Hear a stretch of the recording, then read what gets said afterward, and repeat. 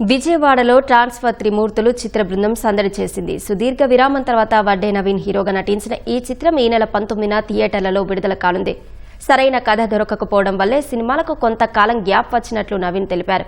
Comedy, ఎమోషన్స్తో కూడిన ఈ family ఎంటర్టైనర్ను తానే స్వయంగా నిర్మించారని, సాంకేతిక పరంగా అత్యుత్తమ ప్రమాణాలతో తెరకెక్కించారన్నారు. ఈ చిత్రం ముఖ్యంగా మహిళలను, కుటుంబ ప్రేక్షకులను విశేషంగా అలరిస్తుందన్న ఆశాభావం వ్యక్తం చేశారు. ట్రాన్స్ఫర్ త్రిమూర్తులు ఈ నెల జూన్ 19న థియేటర్స్ లో రిలీజ్ అవుతుంది. ఈ మూవీ మేము మంచి కంటెంట్ తో ఎంతవరకు బాగా చేయాలో చేశాము. మా అందరికీ చాలా కాన్ఫిడెంట్ గా ఉంది మీకు నచ్చుతుందని. ఒక చిన్న స్థాయి కానిస్టేబుల్ గా మొదలై ఒక ఫన్నీగా వెళ్తూ ఒక సీరియస్ కాన్ఫ్లిక్ట్ లోకి వెళ్ళి ఆ కాన్ఫ్లిక్ట్ నుంచి ఒక విజయం సాధించే ఒక క్యారెక్టర్ లా ఉంటుంది.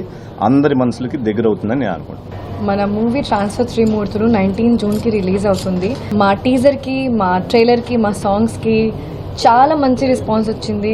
ఎస్పెషలీ నవీన్ గారు కమ్బ్యాక్ కోసం చాలా ఈగర్లీ అందరూ వెయిట్ చేస్తున్నారు.